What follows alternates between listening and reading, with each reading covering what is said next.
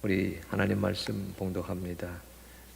사사기 제3장 7절로 11절입니다. 이스라엘 자손이 여호와의 목전에 악을 행하여 자기들의 하나님 여호와를 잊어버리고 바알들과 아세라들을 섬긴지라.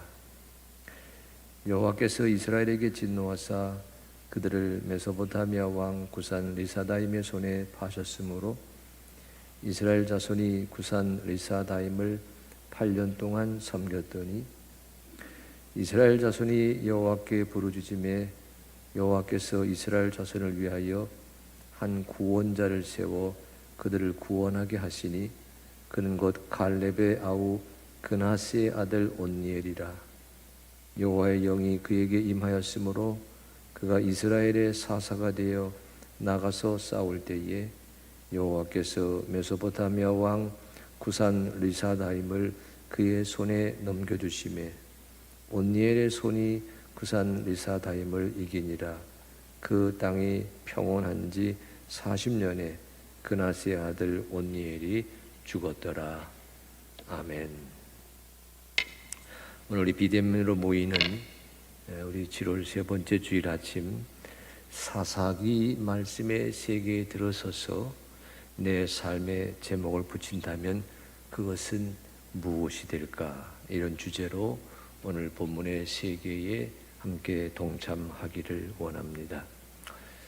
여러분, 오늘 말씀의 세계에 들어서시기 위해서 여러분이 기억하셔야 될 낱말 하나가 있습니다. 플랫폼이라고 하는 글자인데 원래 플랫폼은 기차역의 승강장을 가리키는 용어이지요. 승객들이 기차를 타기 위해 오르락 내리락 할 때 그 철길 옆에 도들새김하는 모양으로 평평하게 닦아놓은 장소를 가리켜서 플랫폼 그렇게 불렀습니다. 그런데 요즘 IT 기업에서는 여러 업무를 한자리에서 한꺼번에 해결해 주는 비즈니스, 그런 비즈니스를 가리켜서 플랫폼 이렇게 부르고 있습니다. 여러분, 그 플랫폼 가운데 하나, 최근에 저희들에게 신선한 도전을 던졌던 야 놀자라고 하는 그 플랫폼 비즈니스에 대한 이야기를 먼저 들어보려고 합니다. 여러분, 그 야 놀자의 홍보 영상 한번 보시겠어요?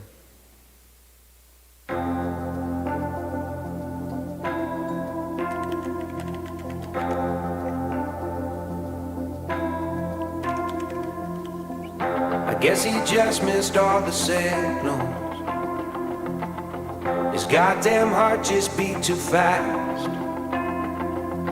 And that night she asked you for your jacket. She didn't want to give it back. She pulls a flask out of her jacket and spikes her drink. You raise your hand. She says you always were a lush boy. And can I tell you something else? All I really wanted was a ride back to your house, a night of homecoming. I know you drove a shitty car, but you always blasted ballads like November.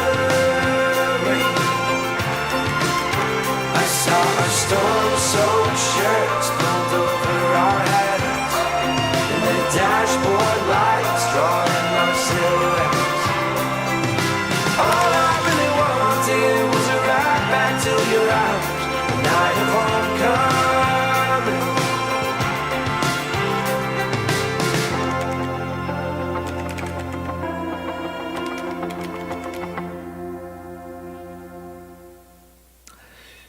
네, 이 야놀자라고 하는 최근의 홍보 영상을 아마 보신 분들 계실 겁니다. 이 야놀자는 숙박, 여행, 렌트카, 놀거리, 먹거리를 한 번에 한 곳에서 해결해 주시는 그런 웹 비즈니스를 가리키는 최근의 용어입니다. 이 야놀자 앱을 여러분 스마트폰에 깔게 되면요, 지금 현재 2020년 현재 전 세계 2만 3천여 개 숙박시설의 예약과 체크인을 동시에 이룰 수 있고요.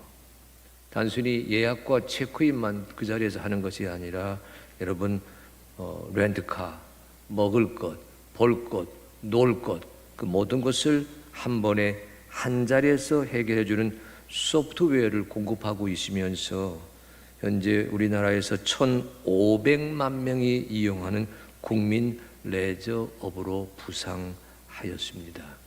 제가 저 야놀자 영상을 주목하게 된 것은 며칠 전에 이런 뉴스 하나가 제 귀에 꽂혔기 때문입니다. 여러분 손정의 회장 아시지요? 일본의 그 소프트뱅크 그 손정의 회장이 그 야놀자의 성장 가능성, 그 정보 산업으로서의 잠재력에 주목하고 있다가 이번에 2조 원을 저 야놀자에 투자했어요.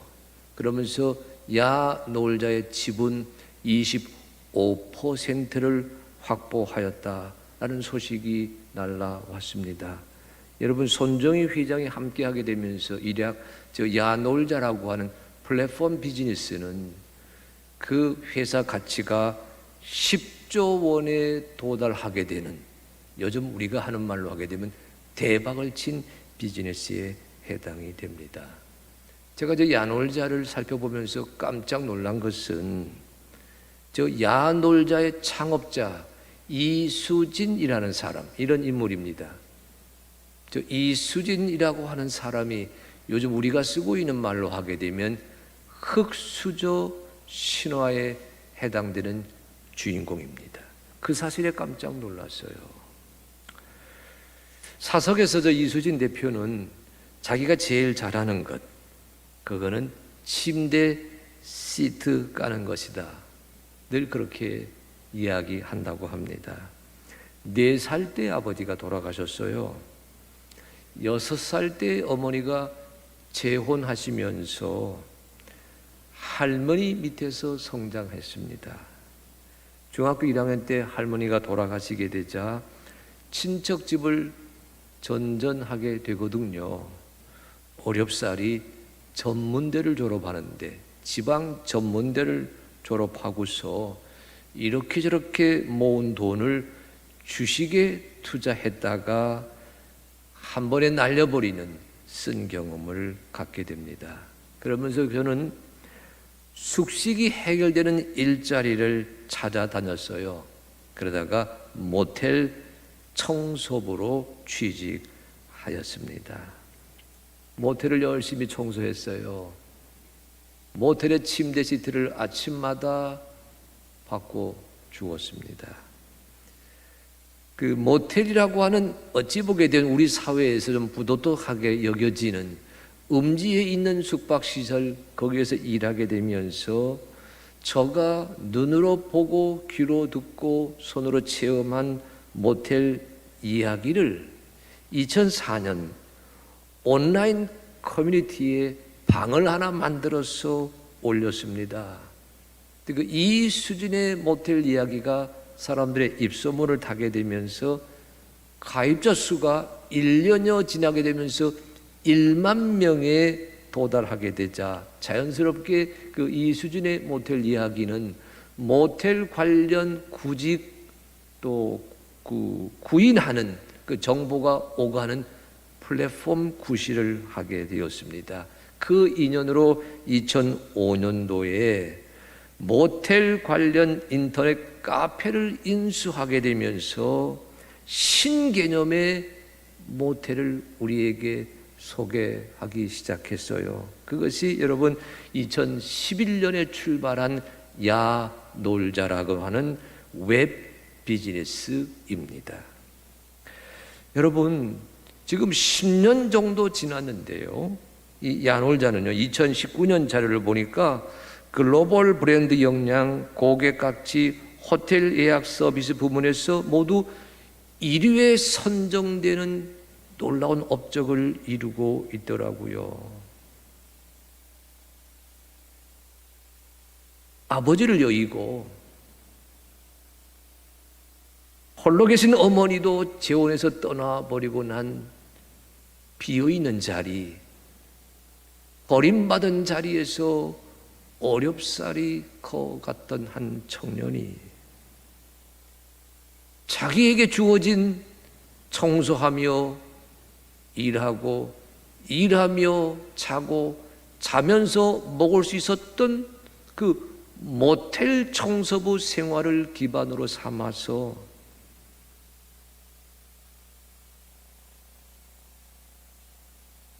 대한민국 여행과 숙박의 패러다임을 새롭게 바꾸어 놓는 업계의 신화를 쓰고 있다고 하는 그 장면에 대단히 도전을 받았습니다.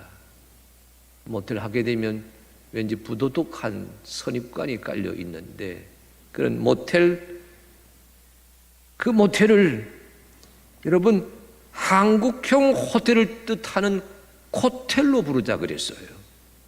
그러면서요, 성인 방송 같은 걸 아예 없애버리고 플레이존, 스터디룸 뭐 이런 것을 그 모텔에 개설하면서 젊은이들의 취향에 맞는 그런 모델을 도입하게 되면서요, 모텔을 자는 공간이 아니라 노는 공간, 모텔에서 여러분 보십시오, 랜선으로 온 세계를 여행할 수 있도록 즐기는 공간, 모텔에서 저런 먹거리를 만들며 바캉스를 즐기는 공간으로 만들어낸 엄청난 사업 효과를 거두었다고 하는 그 장면이 대단히 도전적이었습니다.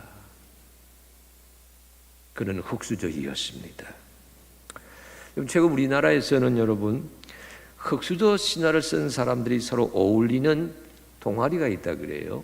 그런데 그 동아리에 누가 있냐면 여러 사람이 있겠지만 여러분 이름만 들으면 이런 사람, 지금 소개한 야놀자의 이수진 대표, 카카오 창업자 김범수, 배달의 민족 창업자 김봉진, 이런 사람들, 소위 흑수저 성공 신화를 썼던 사람들이 모여서 삶의 애환을 나누는 사적 동아리인데, 여러분 이 동아리 모임의 이름이 개고생 클럽입니다. 그 개고생 클럽에 들어서게 되면서 이수진 대표가 이름을 바꾸자 그랬어요. 개고생이 뭐냐? 이순신 클럽으로 하자. 여러분 아시잖아요. 신에게는 아직 12척의 배가 남아 있습니다. 그 이수진 장군의 말에 감명받으며 삶의 애환을 기쁨의 멜로디로 가꾸어 갔던 이수진 대표가 그렇게 부르자고 제안하게 되면서 오늘날 그 이순신 클럽에서 흑수저 갑부들이 쏟아내는 경제의 역동성 스토리가 써가고 있다. 여러분, 흑수저 신화는 사실은 성경 안에서 일찍부터 찾아볼 수가 있습니다. 우리가 오늘 사사기 본문에 들어서셨는데 이 사사기가 등장하고 있는 12명의 사사들, 그 사사들 대부분은 다 오늘날 우리의 용어로 말하면 흑수저에 해당되는 사람들이에요. 오늘 본문의 주인공 온니엘은 그 흑수저 가운데에서도 최초의 흑수저입니다. 그가 살던 시대는 하지만 대단히 답답하고 암울하고 하나님 보시기에 염려되던 시대입니다. 3장 7절에 이런 말씀이 있거든요. 이스라엘 자손이 여호와의 목전에 악을 행하여 자기들의 하나님 여호와를 잊어버리고 바알들과 아세라들을 섬긴지라. 이스라엘 사람이 가나안 땅에 정착하여 살던 시대입니다. 자연스럽게 가나안 땅 사람들의 살아가기를 보고 배우고 닮게 되었는데, 농사지으며 살던 가나안 땅 사람들이 바알과 아세라, 풍요의 신을 숭배합니다. 근데 오늘 성경 보십시오. 단수가 아니라 복수예요. 바알들과 아세라들. 무슨 뜻이지요? 가나안 사람들이나 이스라엘 사람들이나 어떻게 했어요? 좋다고 하는 것은 죄다 가졌다는 뜻입니다. 용하다고 여겨지는 것은 죄다 써보았고요. 영험해 보인다고 여겨지는 것 있으면 그 앞에 가서 머리를 숙이기 일쑤이었습니다. 광야 시절에는 그러지 않았는데 지금 가나안 땅에 정착해서 농경 생활을 하다 보니까 그 땅의 사람들의 풍속에 저절로 젖어 살게 되었어요.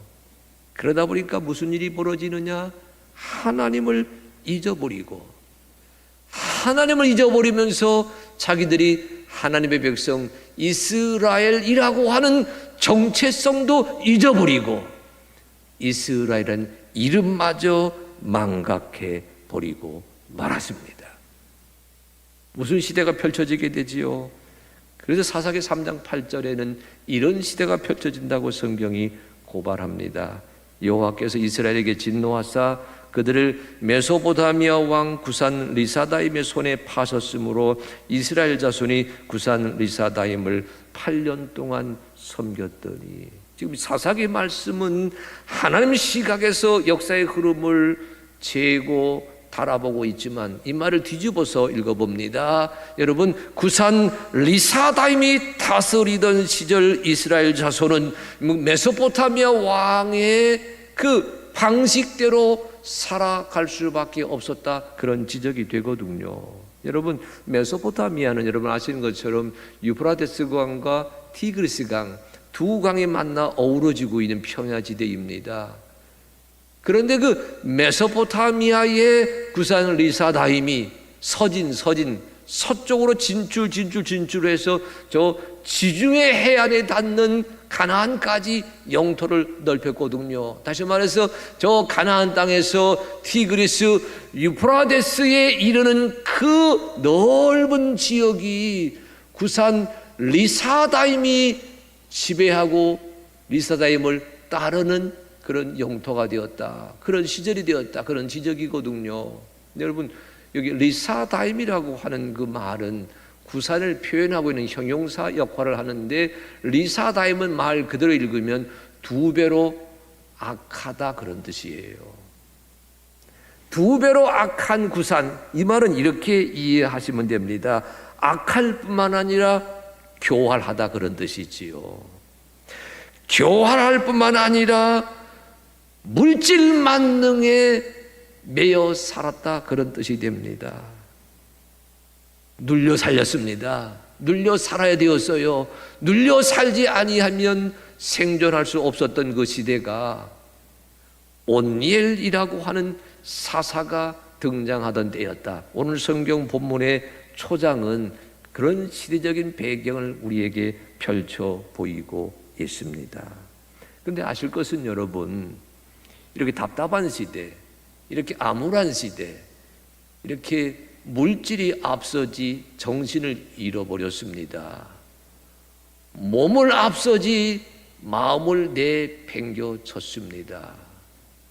풍요를 앞세우지 정신적인 가치를 홀대해 버렸습니다. 이런 시대에 온니엘이라는 사람이 등장하고 있다. 무엇을 의미하지요?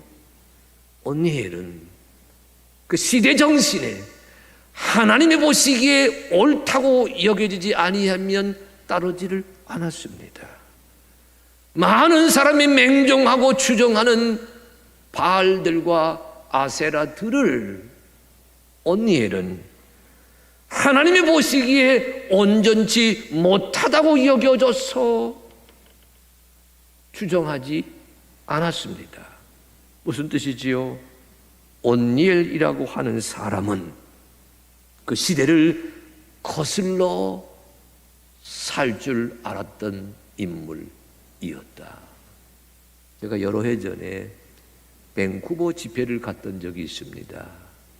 아름다운 항구 중에 하나인데 그 밴쿠버가 여러분 알려져 있지 않지만 온 세계 사람들에게 자랑하고 있는 것 중에 하나가 무엇이냐면 여러분 그 밴쿠버 항구를 통해서 강을 거슬러 오는 연어떼가 있다는 사실입니다. 그 연어 치어들을 여러분 이렇게 강에다가 이렇게 방류했는데 자기 고향을 알아가지고 이 가을철만 되게 되면 여러분 이 밴쿠버 항을 통해서 밴쿠버 강을 통해 그 거슬러 올라가는 연어들, 그 연어들을 낚시하기 위해 여러분 이 목까지 오는 장화 옷을 다 입고 강 한복판에 서서 연어 낚시하는 사람들이 장관을 이루고 있더라고요.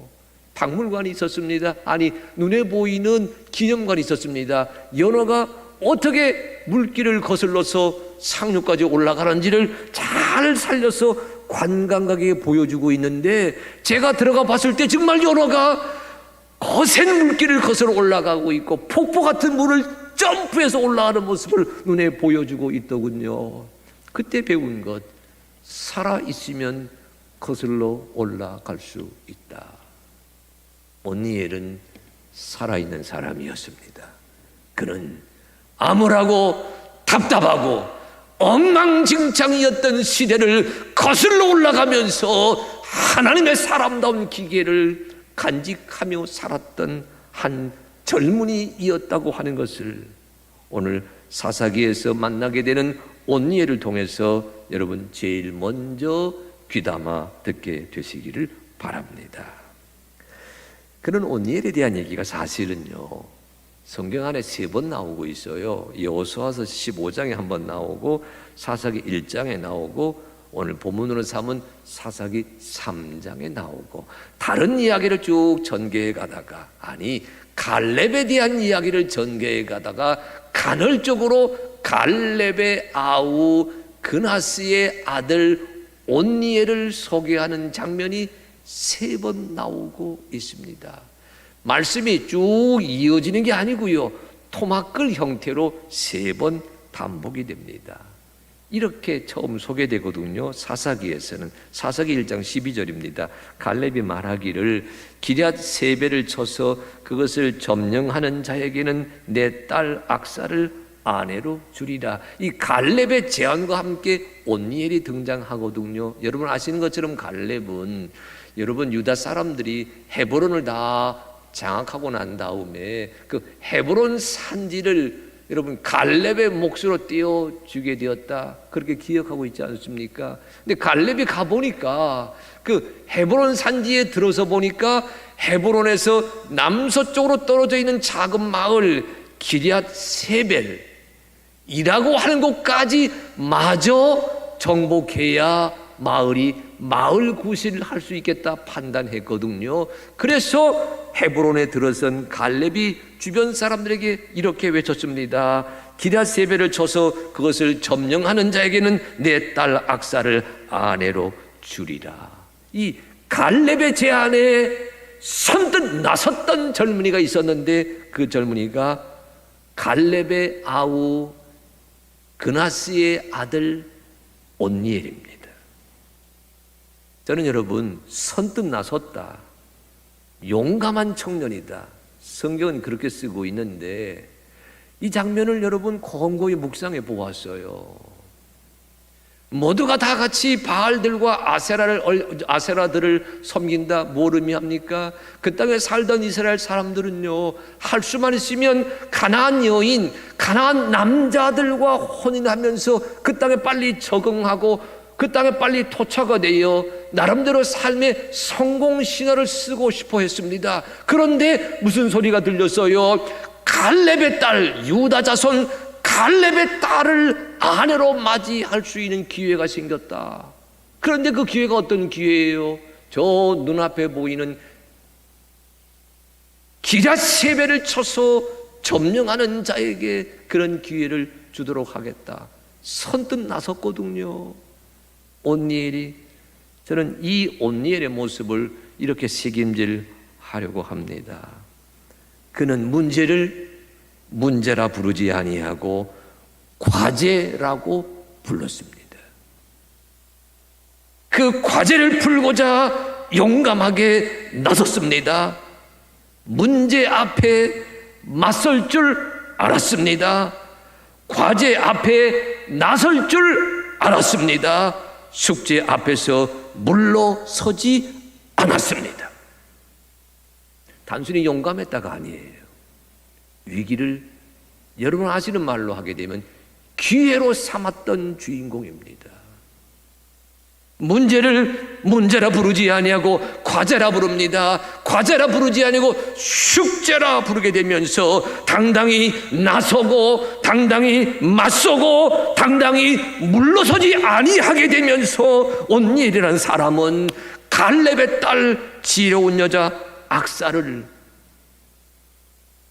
아내로 맞이하게 되는 인생 제2막을 펼쳐갈 수 있었다. 오늘 본문에 들어서기 전에 온니엘을 소개하고 있는 사사기의 말씀은 온니엘의 됨됨이를 그렇게 설명해 주고 있습니다. 그런데 여러분, 갈렙의 아우 그나스의 아들 온니엘이라고 제가 연거푸 부르고 있는데 주목하십시오. 성경이 온니엘을 부를 때에 의도적으로 그렇게 부릅니다. 3장 9절이에요. 이스라엘 자손이 여호와께 부르짖음에 여호와께서 이스라엘의 자손을 위하여 한 구원자를 세워 그들을 구원하게 하시니 그는 곧 갈렙의 아우 그나스의 아들 온니엘이라. 여러분, 성경에 그나스란 이름을 가진 인물이 3명인데 하나는요 갈렙의 아우고 또 하나는 갈렙의 손자고 또 다른 한 사람은 에서의 자손으로 에돔의 조상이 되었던 사람입니다. 여러분 기억하세요? 제가 언젠가 갈렙에 대해 얘기할 때에 성경이 갈렙을 이렇게 소개했습니다. 그니스 사람 여분네의 아들 갈렙. 찾아보니까 여러분 그니스 사람과 그나스는 같은 뿌리에서 온 말이에요. 그니스 사람의 아우가 그나스입니다. 그 그나스의 아들이 온니엘이고요. 무슨 소리이지요? 여러분, 온니엘이 그나스의 아들이다 이렇게 설명하고 있는 것은 애들로 표현하는 겁니다.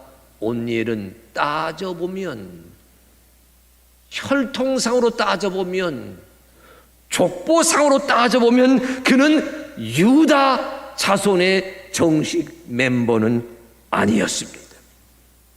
그니스 사람들이 네겝의 사막으로 이주하게 되면서 나중에 유다 자손들에게 흡수되게 되었거든요. 그때 유다 지파의 일원이 되었던 그나스, 다시 말해서 온니엘은 출신 배경만 가지고 따진다면 그는 홀대받던 계층이었습니다.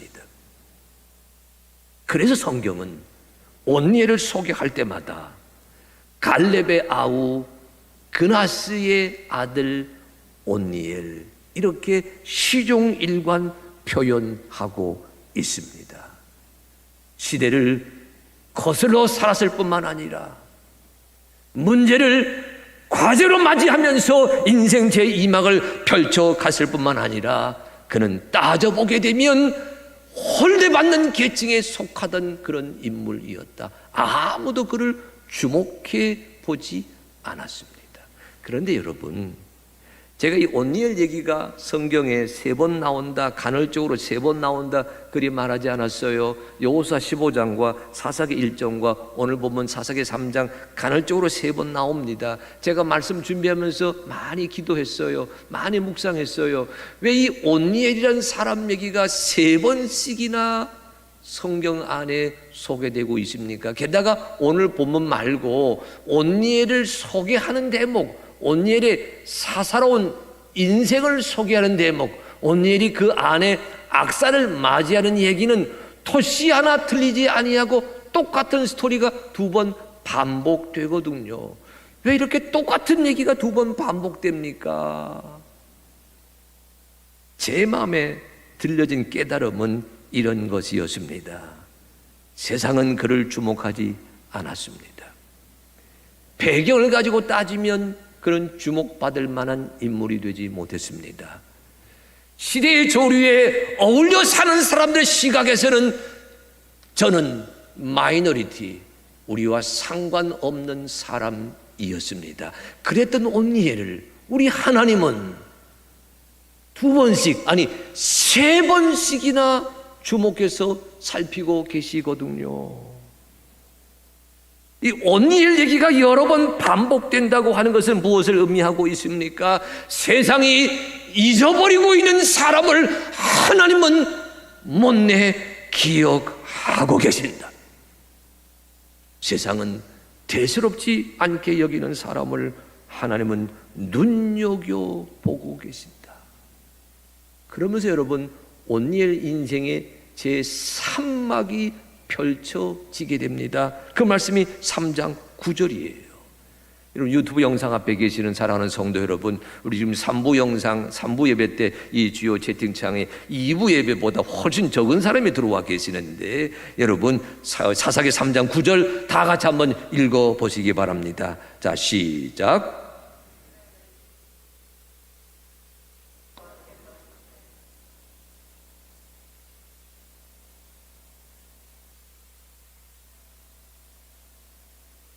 아멘, 아멘. 여러분 따라하시기 바랍니다. 여호와께서 이스라엘 자손을 위하여 한 구원자를 세웠습니다. 여러분, 온니엘 이야기는 이렇게 읽으셔야 돼요. 처음에 그는요, 시대에 맞서 살 만한 담대함이 있었습니다. 그의 인생 제1막이에요. 그는 문제를 과제로 삼고 과제를 숙제 삼아서 담대하게 나서게 되면서 지혜로운 여인을 아내로 맞이하는 은총을 받게 됩니다. 그의 인생 제2막입니다. 인생 1막은 나를 위해 살았습니다. 인생 제2막은 아내를 맞아들이고 가정을 위해 살게 됩니다. 그랬던 온니엘에게 인생 3막이 펼쳐지는데, 하나님께서 보십시오, 이스라엘 자손이 여호와께 부르짖었습니다. 탄원합니다. 간구합니다. 살려주세요. 그때 그 시대의 아픔에 대한 처방을 누구로 삼으시느냐? 하나님이 눈여겨보시던, 세상이 잊어버리고 있고 세상이 무시하고 있던 그 온니엘을 눈여겨보시다가 온니엘을 이스라엘 자손을 위한 한 구원자로 세워주시게 됩니다. 인생 제3막이 펼쳐지는 장면 눈여겨보십시오. 드빌이란 한 작은 마을의 용사가 이스라엘 자손을 위한 용사로 나서게 됩니다. 그때는 그때는 전사로 불렸는데 이번에는 구원자 모시아로 불려지게 됩니다. 여러분, 구원자라고 하는 그 명칭은요, 두 가지 의미가 있어요. 자유와 해방을 가져다주는 사람, 그런 뜻도 되고, 죄와 악에서 구출해주는 사람, 그런 뜻도 됩니다. 정치 사회적으로는 해방자 이미지지만 영적으로는 구세주의 이미지이거든요. 하나님이 온니엘을 눈여겨보시다가 마침내 때가 되었습니다. 부르짖음이 하나님께 상달하게 되는 순간 하나님이 온니엘을 이스라엘 온 자손을 위한 구원자로 세워주신다. 따라하십시오. 세워주신다. 우리 하나님의 여러분도 세워주시기를 축복합니다. 우리 3부 예배 지금 실시간 채팅창에 136명이 들어와 계시는데, 여러분 한 분 한 분 하나님께서 여러분을 세상의 처방으로 세워주시기를 축복합니다. 처음에 온니엘은 스스로 나섰습니다. 그런데 이번에 하나님은 그를 세워주십니다. 온 구원자로 세워주십니다. 여러분, 하나님의 시간표에 내 삶을 맞추어 기다리시기를 바랍니다. 내 시간이 아니라 하나님의 시간이, 약속된 시간이 주어지게 되면 우리 주 하나님이 우리를 신실하게 믿음 안에 살아온 우리를 지켜보고 계시다가 마침내 세워서 시대의 서방이 되게 하신다는 놀라운 복음의 메시지를 오늘 말씀을 듣는 살아온 성도 여러분 한 분 한 분 새겨가게 되시길 주의 이름으로 축복합니다. 여러분 마음에 가다 담으세요. 마음에 새기세요. 하나님이 여러분을 눈여겨보고 계십니다. 코로나19라고 변이 바이러스라고 움츠러들지 마세요. 힘들다 주저앉지 마세요. 힘든 상황을 과제로 마주하면서 믿음으로 나아가는 자 하나님이 마침내 구원자로 세워서 여러분에게 새로운 일감을 안겨주시게 되십니다. 그 하나님의 시간을 기대하면서 주여 믿음의 사람의 여정을 1막 2막 3막 써가는 하나님의 사람이 되게 하여 주시옵소서. 오늘에겐 제4막이 있습니다. 그것이 사사기 3장 10절 전반절이에요. 이런 말씀입니다. 여호와의 영이 그에게 임하였으므로 그가 이스라엘의 사사가 되어 나가서 싸울 때에, 처음에는 나만을 위한 인생이에요. 두 번째는 가정을 세웠습니다.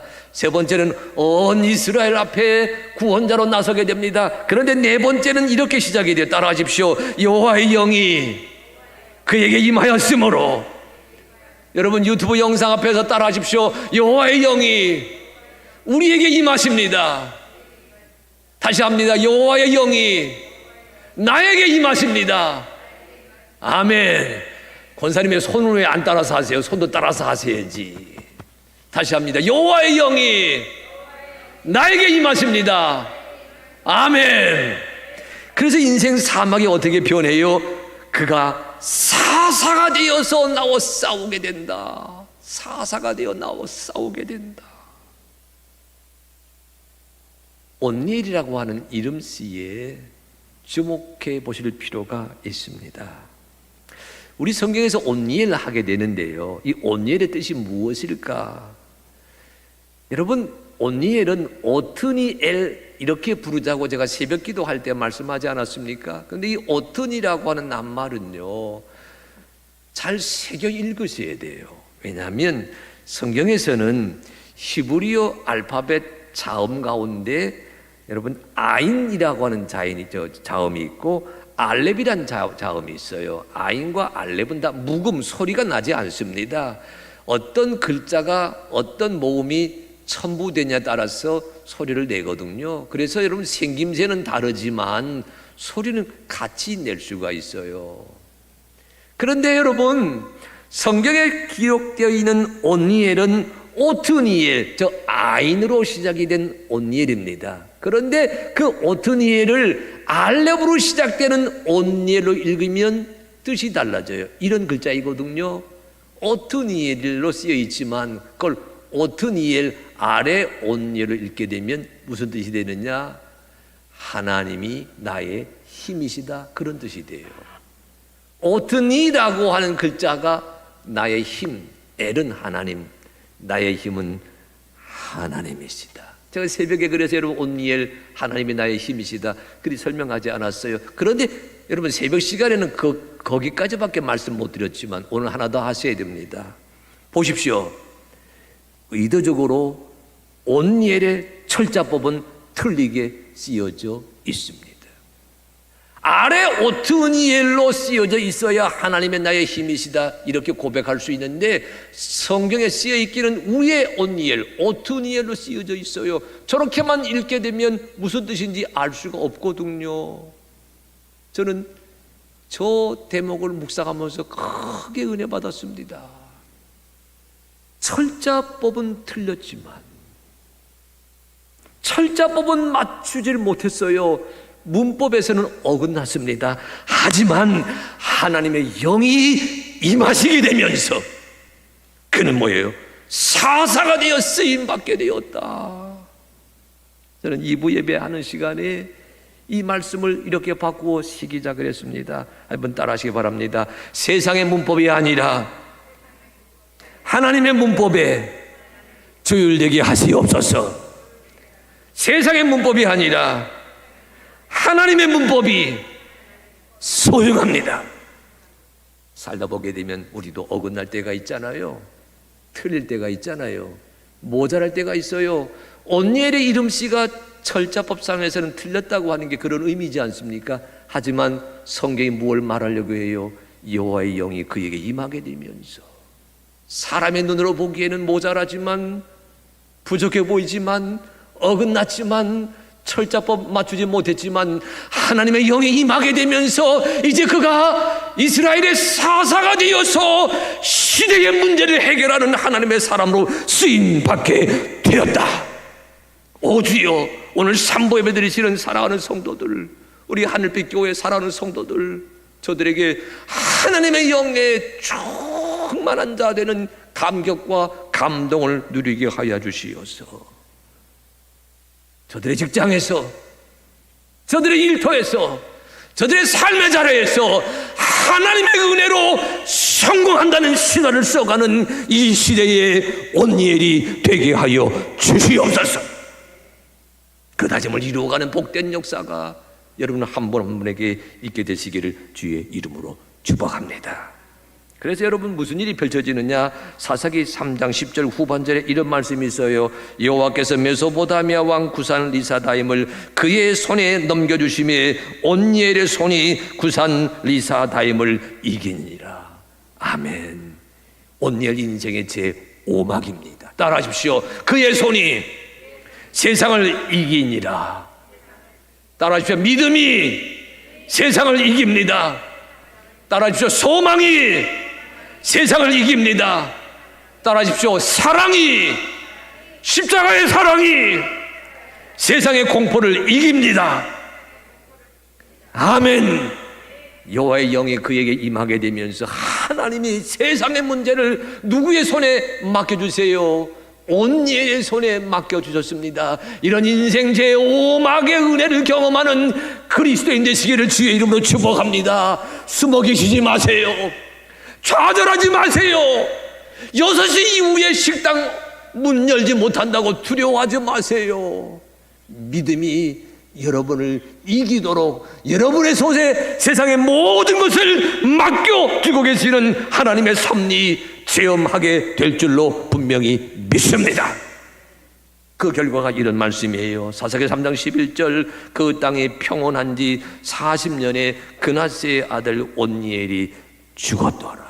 여러분 이 대목에서요 그 땅이 평온해졌다라는 이 말씀 눈여겨보셔야 됩니다. 우리 흔히 평안하다 하게 되면 샬롬이라는 단어를 떠올리지만 이건 샬롬이 아니에요. 여기 쓰여있는 낱말은요 땅의 소요가 그쳤다, 땅이 조용해졌다, 땅이 판판해졌다, 땅이 단단해졌다. 그래서 땅 위에 사는 사람들을 온전히 품어줄 수 있었다, 그런 뜻이 되거든요. 온니엘 한 사람이 쓰임받아 나서게 되면서 온니엘 덕분에 그 땅에 사는 사람들이 평화의 이야기를 써갈 수 있었다고 하는 그 고백이 11절 말씀의 내용입니다. 저는 이 말씀 묵상하면서 무슨 생각을 가졌느냐, 이런 도전을 하나 받았습니다. 여러분 우리 교회 청년 유지영을 여러분에게 소개합니다. 우리 로뎀나무 아래에서를 시청하시는 분들은 아주 일찍이 유지영의 우주 소녀 이야기를 여러분 보셨을 텐데, 유지영은 자기 이름이고 유튜버로 살아가면서 거기에 올린 닉네임은 우주 소녀입니다. 여러분 그 유튜브에 우주 소녀가 펼쳐놓고 있는 자기 삶의 이야기, 자기 삶의 여정을 여러 구독자들과 나누고 있는데 그 구독자 수가 63,000명입니다. 저도 구독하고 있어요. 2주 전에 친구가 갑자기 경찰이 되었다, 한남동에서 꿈 같았던 1박 2일이라는 영상에 올라왔는데, 제가 여러분 맥주 감사주일 때 우리 청년들에게 우리의 삶이 감사하려면 기억해야 되고 기대해야 될 것이 있고 기다려야 될 것이 있고 그런 말씀 했잖아요. 그러면서 제가 우주 소녀 영상 보면서 거기다가 기념해야 될 것이 있고 기도해야 될 것이 있다, 이런 말씀을 전하면서 친구가 갑자기 경찰이 되었다, 그 영상을 소개한 적이 있었거든요. 이런 영상이었습니다. 이런 사진 4개 소개했더니 며칠 전에 영상 하나가 또 올라왔는데, 우주소녀가 그동안 감사했습니다, 이런 영상을 올렸더라고요. 그동안 감사했습니다, 이 영상입니다. 작별 인사를 하려나? 그래서 제가 놀래가지고 쭉 따라가 보았는데, 놀랍게도 우리 지영이가 자기 구독자 6만 3천 명 구독자들에게 내 이야기를 듣고 계시는 우리 교회 목사님을 자랑하는 영상을 올렸더라고요. 우리 교인이 아닌 우주소녀 구독자에 해당되는 젊은 사람들이 하늘빛교회 목사님을 향해서 참으로 힘을 주는 말을 댓글로 올려놓았더라고요. 얼마나 힘이 되고 얼마나 놀랐는지 모릅니다. 저는요, 이런 생각으로 우주소녀 이야기를 따라가고 있어요. 저 얘기는 플랫폼이다. 우주소녀의 이야기가 때로는 먹거리, 때로는 패션, 때로는 볼거리, 때로는 자기 집, 때로는 자기 삶의 소위 통과 의례, 이런 것을 쭉 보여주고 있지만 저는 그것을 이렇게 이해하고 있어요. 저 이야기는 장터다. 저 이야기는 광장이다. 어떤 광장? 나와 남을 이어줍니다. 서로가 서로를 이어줍니다. 더 나아가게 되면 아름다움을 잊고 살고 있는 자들에게 무엇이 아름다운지를 일러주고 있어요. 더 나아가게 되면 감동과 감격으로 이어지게 되면서 땅과 하늘을 이어가는 놀라운 여정을 써가고 있구나. 그리스도인의 살아가기가, 그리스도인의 사역이 저런 모습이 되어야 되겠다, 그런 생각을 가지게 되면서 여러분, 플랫폼이 되자고 하는 그런 생각을 마음에 품었거든요. 단순히 우주소녀 이야기라 부르지 아니하고 저는 저것은 어드벤처다, 내 삶의 모험이다. 여러분, 모험에는 용기가 필요하고 도움이 필요하지 않습니까? 서로 함께 해야 되지 않겠어요? 내 삶을 플랫폼으로 만들어가는 그 이야기가 우주소녀의 영상 속에 담겨 있구나. 여러분, 온니엘이 그 자리에 있으므로, 온니엘이 하나님의 은혜에 쓰임받은 한 사람이었을 때에 그 시대의 모든 주민들은 평화의 이야기를 서로 써가며 나눌 수 있는 평강한 시절을 살았습니다. 온니엘이 플랫폼이 되었다는 지적이지요. 여러분의 삶의 이야기를 책으로 써보십시다. 여러분의 인생을 이야기로 써간다고 생각해 보십시다. 여러분은 지금 인생 제 몇 막을 살고 계십니까? 아니, 인생 제 몇 막에 와 있는 것 못지 아니하게 내 이야기에, 내 삶의 스토리에 제목을 붙인다면 어떤 제목을 붙이시겠습니까? 온니엘의 제목을, 온니엘로 살아가는, 온니엘로 세워지는, 온니엘로 쓰임받는 온니엘이 있기에 온 세상이 온니엘의 플랫폼으로 살아가는 삶이 되었다는 그 감격을 여러분의 이야기로 바꾸어 표현해 보시지 아니하겠습니까? 그러니 다짐하십시다. 주여, 내 삶에 제목을 붙이게 하시고 그 제목으로 내 삶이 순간순간 업그레이드 될 수 있도록 인도하여 주시옵소서. 주님 앞에서는 그 순간까지 내 나이 70이다, 내 나이 80이다, 내 나이 90이다, 그것이 소중한 것이 아니라 주님 앞에서는 그 순간까지 인생 1막, 2막, 3막, 4막, 5막 완전한 막을 써가는 하나님의 사람이 되어 온열로 부르심받고 온열로 세움받고 온열로 쓰임받는 감격이 우리 하늘빛 교회 오늘 산모 예배 드리는 살아난 성도들이 고백하는 신앙 간증이 되게 하여 주시옵소서. 이 은혜가 여러분 한 분 한 분에게 넘쳐나게 되시기를 주의 이름으로 축복합니다.